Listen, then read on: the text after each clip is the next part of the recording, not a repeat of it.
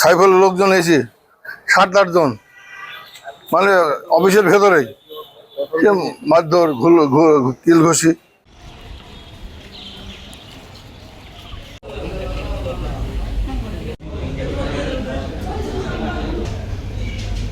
এর আগে একটা প্রকল্প অন্য মেম্বারের নামে ছিল, দুটো প্রকল্প 2 মেম্বারের নামে ছিল।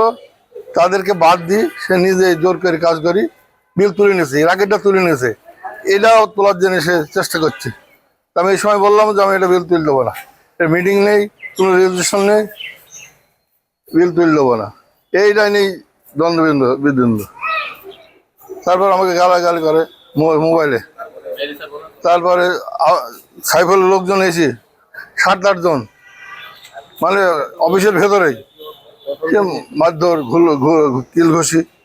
সেখানে সচিব ছিল, হিসাব রক্ষক ছিল, চৌকিদার ছিল, এই আর কি।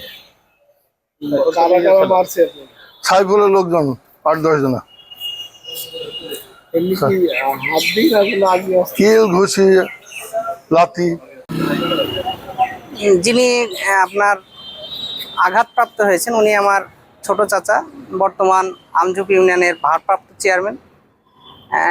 ইতিমধ্যে আমি আমার অফিসে ছিলাম, তো আমাকে তার নিকটস্থ রাজু, ওনার সাথে সকল সময় থাকে, ওনার দোকানেই ছেলেটা থাকে। তো আমাকে ফোন করে বলল যে বোর্ডের ভিতরে কে বা কারা তাকে মেরেছে, আপনি আসেন। আমি গিয়ে দেখি যে তিনি খুবই অসুস্থ এবং আঘাতপ্রাপ্ত।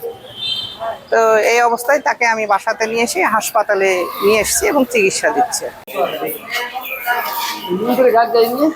কোন মন্টু?